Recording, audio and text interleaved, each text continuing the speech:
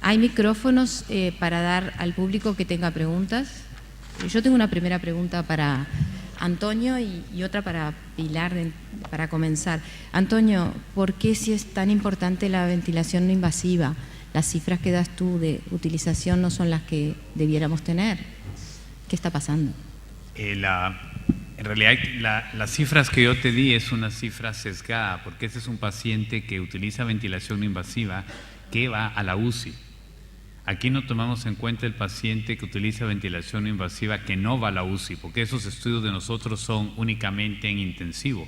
Y eso hay que tomar en cuenta, que hay un porcentaje muy grande de pacientes en los cuales reciben ventilación no invasiva y nunca llegan a la UCI. De ahí que si en la UCI ha aumentado un 300%, fuera de la UCI es aumentado mucho más. Okay.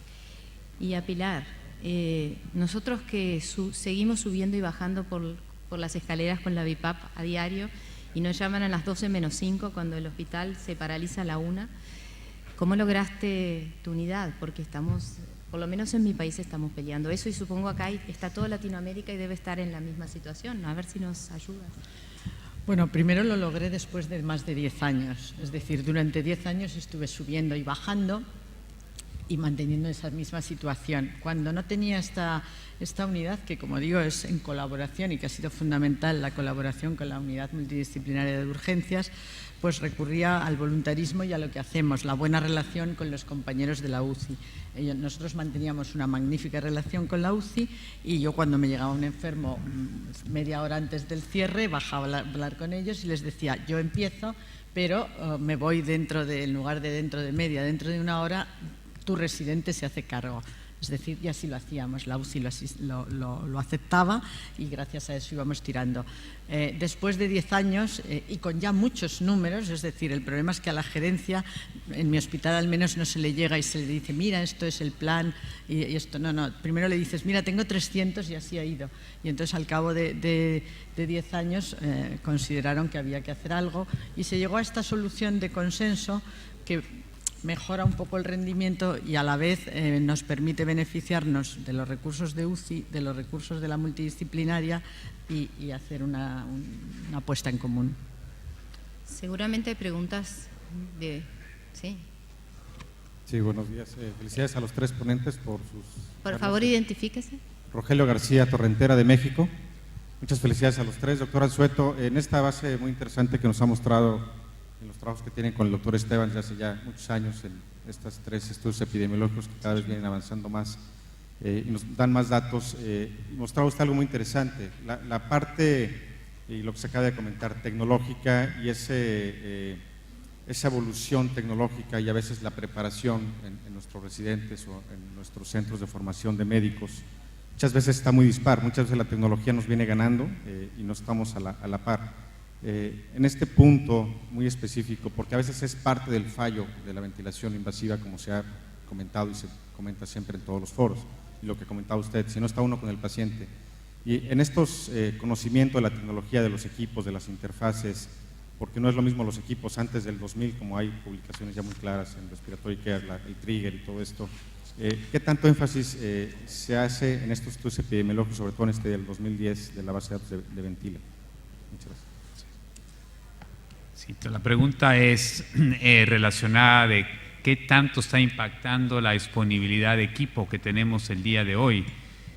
Definitivamente son equipos muy diferentes. El hecho que yo ya no tenga que, el hecho que ya sepa cuál es la fracción inspirada de oxígeno que el paciente está recibiendo, por ejemplo, no tengo que adivinar si le estoy poniendo 10 litros o le estoy poniendo 5 litros, sino lo puedo manipular y saber que mi paciente está recibiendo 40%, 60%, 80%. Esa es una gran ventaja.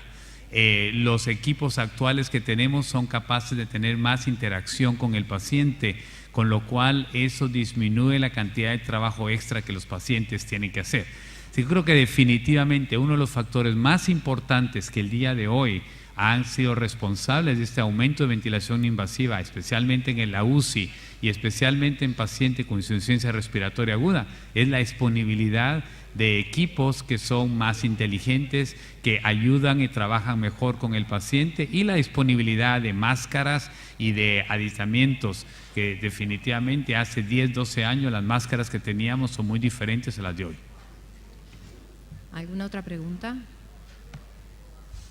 El doctor Campos acá. Gracias. Michael Campos de Miami.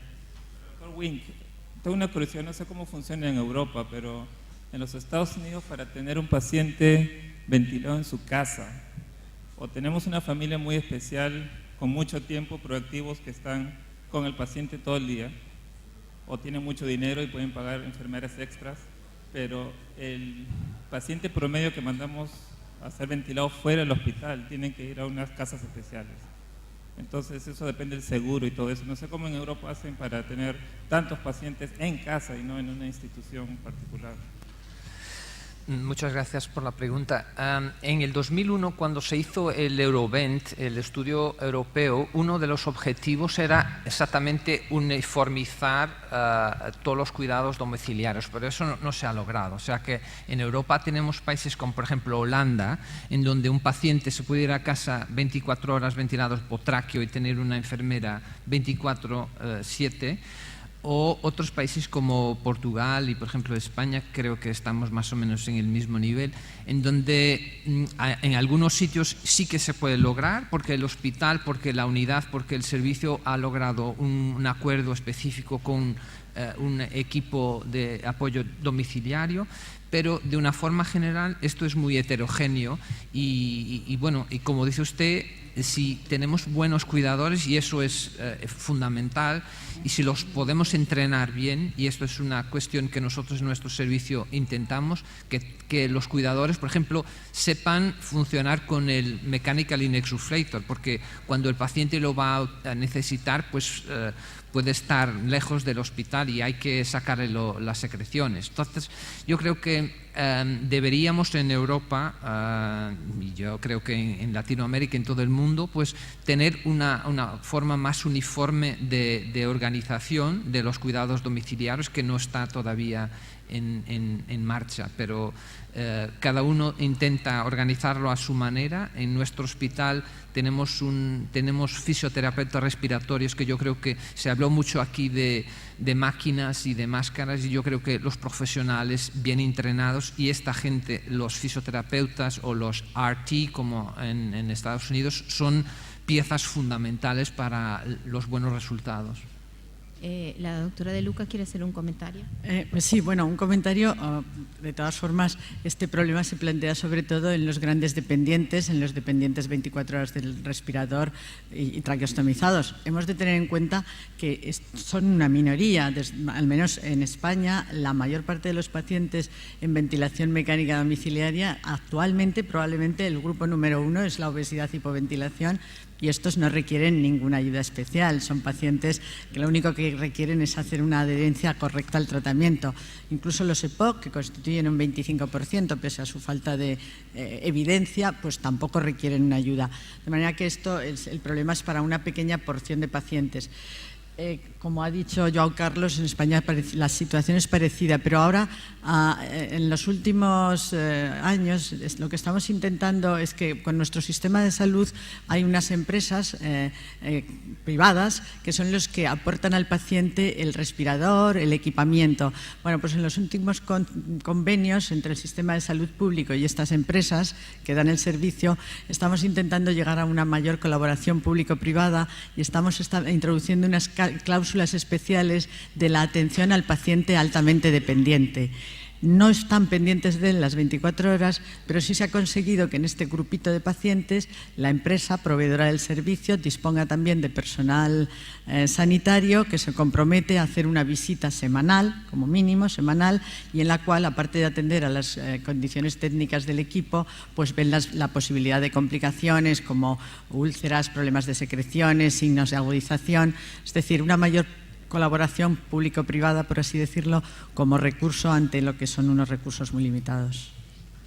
Si me permiten hacer otro comentario, me alegra mucho que Joao Carlos haya nombrado a nuestros grandes aliados que incluso tienen su primer encuentro en Latinoamérica, que son los terapistas respiratorios, que se llaman distinto en todas partes del mundo. En Uruguay se llaman neumocardiólogos. Y si nosotros subimos y bajamos por la escalera con la BIPAP, ellos suben y bajan por la escalera con las máscaras. Y realmente en Latinoamérica, donde a veces todo lo que sea equipamiento es más difícil de obtener, a veces el material humano que está a diario con nosotros, sea en el hospital, sea en domicilio, sea el teléfono ellos, como tú planteabas, no debemos olvidarlo. Si hay alguna otra pregunta. Sí, por favor. Con relación a la ventilación hospitalaria, creo que el doctor Campos trae un punto que es muy importante tomar en cuenta, que es la familia. Primero, que los pacientes que se van, nosotros tenemos ahorita el problema, que son pacientes que tienen procesos agudos, que tienen enfermedades comórbidas, que no salen del ventilador. Entonces el punto es a dónde se van esos pacientes. Si la familia están dispuestas a ayudar, les podemos proveer hasta cierto nivel, pero la familia debe ser capaz. Yo tengo una paciente que tiene una lesión alta C2 que está dependiente en el ventilador, que el secreto de ella es, ella tiene una enfermera 24 horas al día que le hace todo. Entonces el apoyo familiar creo que es lo más importante, aunque como nos enseñó el doctor Wink, en un momento dado vamos a poder los sistemas de salud hacer un tipo de monitoreo a estos pacientes, lo cual ahorita en Estados Unidos, por ejemplo, no existe, es una cosa que es por segunda mano que recibimos la información. Como somos prisioneros del tiempo, dice 0, damos por terminada la sesión. Quiero decirles a los que están atrás que hay asientos adelante porque está lleno. Creo que habíamos planeado alguna apertura allá arriba, no sé. Entregamos en hora la sesión y esperamos que la próxima se entregue en hora. Muchas gracias a todos ustedes.